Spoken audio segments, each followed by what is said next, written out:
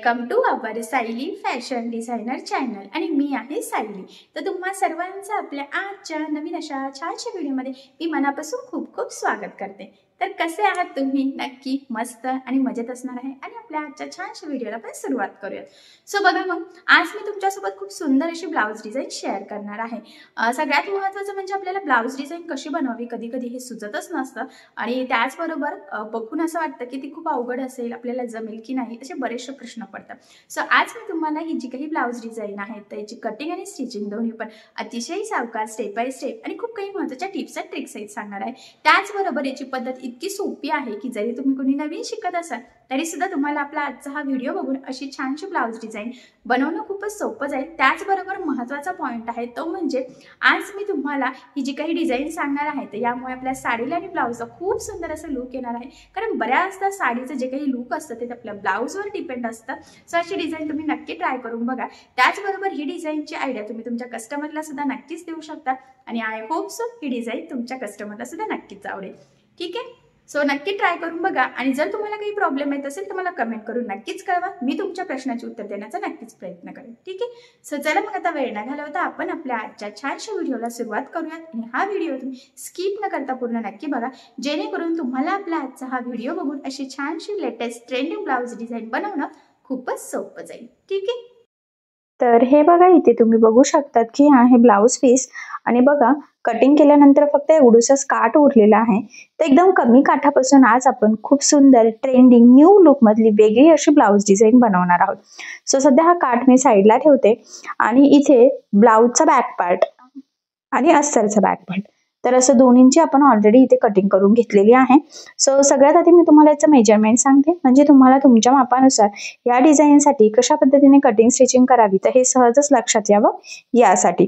So बघा मग हा जो काही ब्लाऊज आहे तर त्या ब्लाऊजची उंची आहे 13, 1 इंच मार्जिन असं टोटल आपण इथे 14 इंचाला मार्किंग करून घेतलेली आहे। त्यानंतर इथून 2.5 इंच गळा रुंदी आणि टोटल 5.5 इंचाचं शोल्डर अशी मार्किंग करून घेतलेली आहे। आणि या साईजसाठी जो काही मुंडा आहे तर तो सुद्धा आपण 5.5 इंच घेतलेला आहे। 1.5 ला मार्किंग करून बॅक साईडच्या मुंड्याचा शेप सुद्धा दिलेला आहे। इथून घ्यायचा आहे छातीचा चौथा भाग अधिक 2 इंच किंवा 1.5 इंच मार्जिन तुम्हाला जेवढं घ्यायचं असेल तेवढं। तर अशा पद्धतीने मापे टाकून हा बॅक पार्ट आपण कटिंग करून घेतलेला आहे। सो सगळ्यात आधी आता गळ्याची जी काही मार्किंग आहे तर ती आपण अस्तरच्या बॅक पार्टवर करून घेणार आहोत। तर बघा इथून तुमचा जेवढा गळा असेल त्यामध्ये अर्धा इंच एक्स्ट्राचं मार्जिन ऍड करायचं। तर बघा मग मी इथे टोटल 9.5 ला मार्किंग करून घेतलेली आहे आणि 2.5 इंच गळारुंदीची सुद्धा मार्किंग करून घ्यायची। ती 2.5 इंचाची गळारुंदीची मार्किंग वरच्या साईडला करायची असते तर ती आपण ऑलरेडी करून घेतलेली आहे।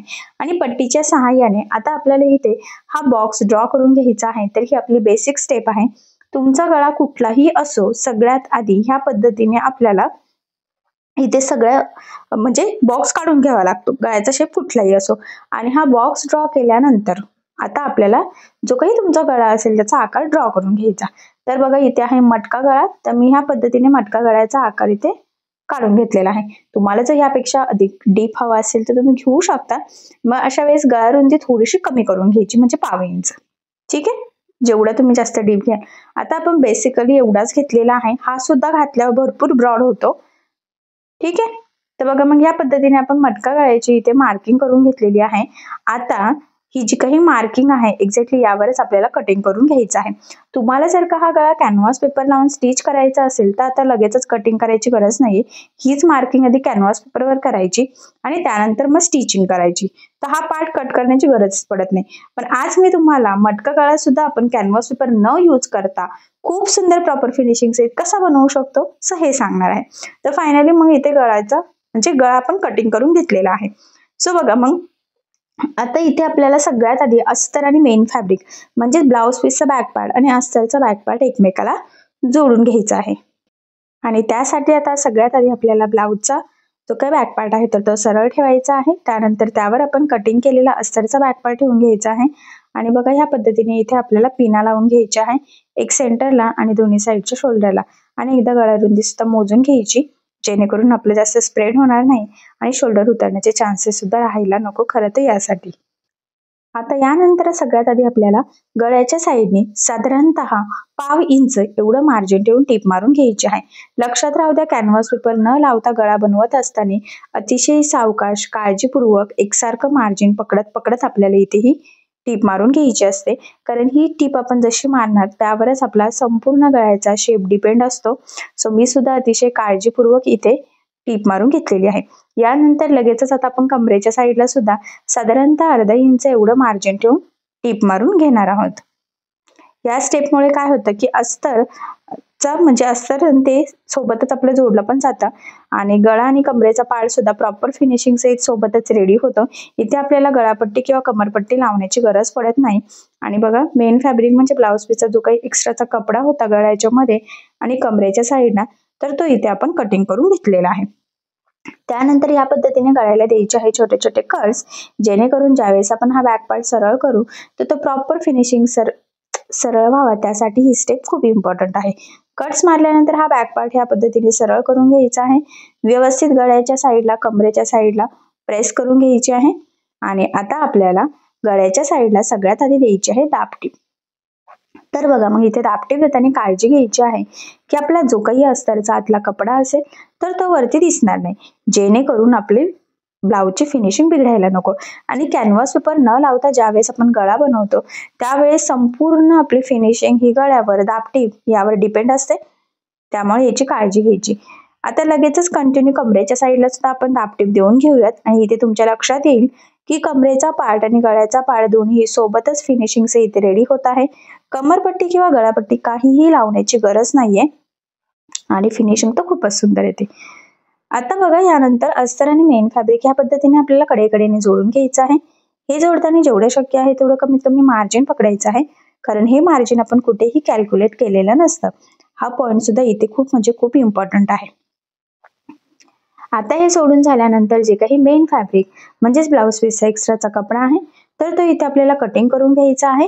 कारण तुम्हाला सगळ्यांनाच माहित आहे, अस्तरवर आपण परफेक्ट कटिंग करतो, पण ब्लाऊज पीसचा कपडा आपण थोडंसं एक्स्ट्राचं मार्जिन ठेवून कटिंग करत असतो.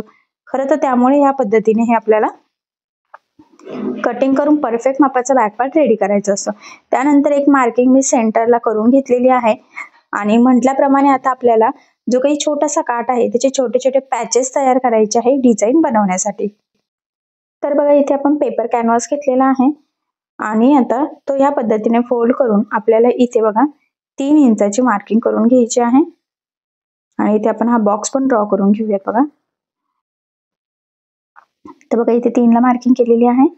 त्यानंतर या पद्धतीने आपल्याला हा शेप ड्रॉ करायचा आहे. तर हा आहे हार्ट शेप.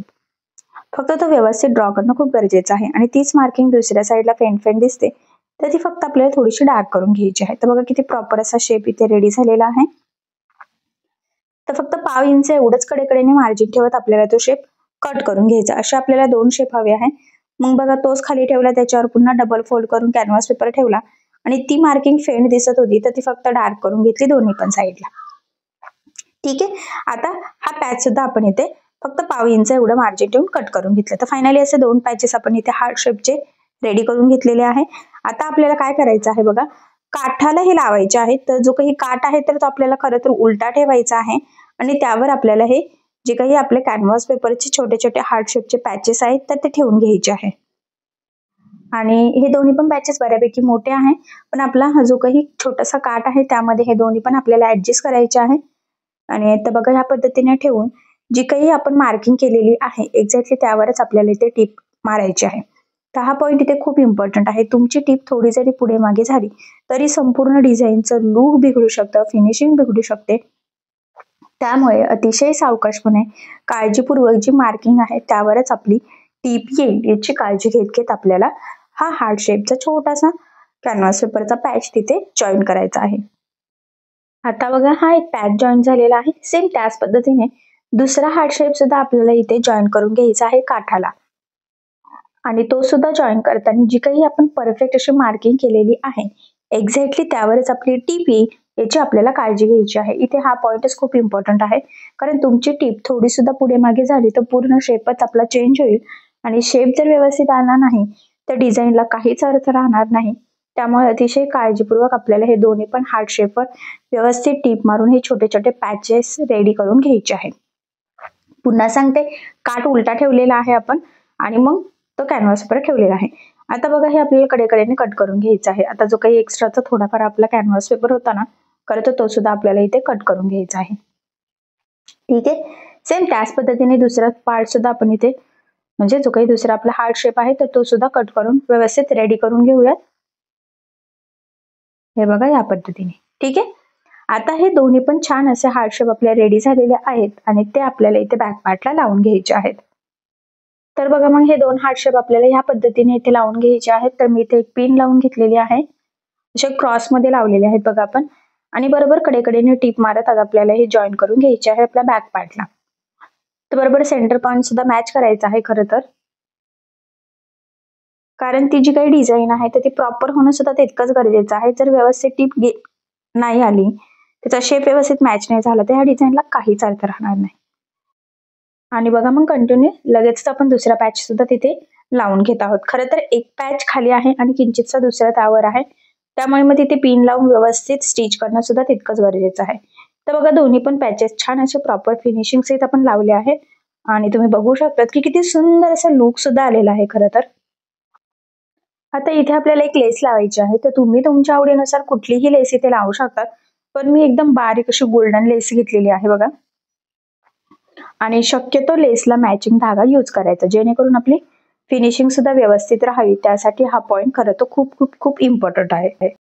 आणि त्याचबरोबर अजून इम्पॉर्टंट पॉईंट आहे तो म्हणजे लेस लावताना जिथे कानाकोपऱ्या आहे तिथे व्यवस्थित आपल्याला पॅक करायची आहे, फोल्ड करायची आहे. बऱ्याचदा काय होतं की लेस नुसतीच आपण लावतो आणि ती व्यवस्थित लागली जात नाही. पॅचचा शेप खूप छान येतो पण लेस लावल्यामुळे सगळं फिनिशिंग बिघडते, त्याचा आकार बिघडतो. सो तसं होऊ नये त्यासाठी अतिशय काळजीपूर्वक आपल्याला ही लेस लावायची आहे. दुसरा महत्वाचा पॉईंट म्हणजे लेसला दुसऱ्या साईडने सुद्धा टीप टाकून घ्यायची आहे. म्हणजे तुमची लेस कितीही जाड बारीक असो, दोन्ही साईडला टीप टाकायची. त्याचा फायदा हा असतो की लेस पॅक लागली जाते, प्रॉपर फिनिशिंग सहित लागली जाते, ती वरती तरंगत सुद्धा नाही आणि खरंच लुक खूप सुंदर येतो. सो त्यामुळे तुमची लेस जाड बारीक कशी असो सवय लावून घ्यायची की आपल्याला लेसला दोन्ही साईडनी म्हणजेच डबल टिप दोन्ही साईडनी देऊन घ्यायची आहे. आणि बघा आपण किती छान काळजीपूर्वक जिथे जिथे व्यवस्थित आपल्याला फोल्ड करायचं होतं कानाकोपऱ्यावर तिथे आपण फोल्ड करत करत ही लेस इथपर्यंत लावून घेतलेली आहे. शेवटी ती व्यवस्थित फोल्ड करायची आहे म्हणजे तिथून धागे वगैरे निघण्याचे चान्सेस राहायला नको यासाठी. आणि बघा मी इथे सुद्धा आपण डबल टिप देऊन व्यवस्थित असं खरं तर पॅक करून घेतलेलं आहे. ठीक आहे, तर बघा किती प्रॉपर फिनिशिंग सहित खरं तर आपली ही लेस लागली गेलेली आहे. शेप खूप छान आलेला आहे. आयडिया पण थोडीशी युनिक आहे, वेगळी आहे. मला तर असं वाटतं की अशी डिझाईन तुम्ही याआधी बघितलेली सुद्धा नसेल. आणि बघा सेम तीच लेस मी आता गळ्याला सुद्धा लावून घेते. खरं तर मी खूप ब्रॉड लेस इथे यूज केलेली नाहीये कारण त्याची गरजच नव्हती आणि तीच लेस मी वरती सुद्धा यूज केलेली आहे. तुम्हाला जर वेगळी करायची असेल तर तुम्ही करू शकतात, बट मला असं वाटलं की ती छान व्यवस्थित मॅच होते, काही दुसरी लेस लावण्याची आपल्याला तिथे गरज नाहीये. तर बघा मग फायनली किती प्रॉपर असं छान फिनिशिंग सहित आपण गळ्याला सुद्धा तीच लेस लावून घेतलेली आहे. यानंतर बॅक साईडला आता आपण टक्स टाकूयात. तर बघा सेंटर पासून 4.5 आणि उभं 4 इंचाच्या टक्सची मार्किंग केली, साईडला अर्धा इंच जसं करतो नेहमी तसंच, आणि या पद्धतीने क्रॉस टक्स टाकलेला आहे. टक्सला नेहमी आठवणीने डबल टिप द्यायची आहे आणि स्टार्टिंगला एंडिंगला सुद्धा डबल टिप देऊन लॉक करायचं जेणेकरून तिथून शिलाई निघण्याचे चान्सेस राहणार नाही आणि आपला ब्लाऊज सुद्धा लवकर खराब व्हायला नको यासाठी. त्यानंतर बघा आता आपल्याला इथे नॉट लावायचे आहे. तर रेडीमेड 1 मीटर गोल्डन नॉट घेतलेले आहे, गळ्याचा मधला कपडा घेतला आणि सिंपल असं फॅब्रिकचं लटकन आपल्याला इथे बनवायचे आहे. बघा तुम्हाला त्रिकोणी बनवायचे असेल तुम्ही बनवू शकता किंवा रेडीमेड हवे असेल तर ते सुद्धा तुम्ही यूज करू शकता. ऍक्च्युली खरं तर ते कस्टमरच्या चॉईसवर डिपेंड आहे, पण मी इथे सिंपल असे फॅब्रिकचे बनवलेले आहे लटकन. तुम्ही सुद्धा बनवू शकता. एकदम सोपी पद्धत आहे आणि लुक सुद्धा खरं तर खूप छान आहे. तर बघा एकदम असं फुलाची पाकळी कशी असते त्या टाईपमध्ये हे सिंपल लटकन आपण रेडी केले. आता ते आपण लावून घेऊयात. मी म्हटल्याप्रमाणे एका ब्लाऊजला 1 मीटर सफिशियंट असतं आणि शोल्डर पासून साधारणतः 2.5 ते 3 इंच आपल्याला ते खाली लावायचे असतात. दोन्ही पण एकाच लेवलमध्ये येतील याची सुद्धा आपल्याला काळजी घ्यायची असते. आणि बघा मग फायनली खूप छान ट्रेंडिंग मटका गळ्यावरची खरं तर ही युनिक हार्ट शेपची आपली डिझाईन इथे रेडी झालेली आहे. एकदम छोटासा काठ होता आणि एकदम छोट्याशा काठापासून आपण थोडीशी युनिक पद्धतीची वेगळी अशी डिझाईन इथे बनवून घेतलेली आहे. आणि खरं तर ही डिझाईन बघितल्यावर तुमच्या लक्षात येईल ही खूपच वेगळी डिझाईन आहे. अशी डिझाईन तुम्ही कुठे बघितलेली सुद्धा नसेल आणि एकदम छोटासा कार्ड जर असेल तर तुम्ही अशी डिझाईन नक्कीच बनवू शकतात. आणि नक्कीच या छानशा वेगळ्या युनिक आणि नवीन पद्धतीच्या डिझाईनमुळे आपल्या साडीला आणि ब्लाऊजला खूप सुंदर असं लुक येईल.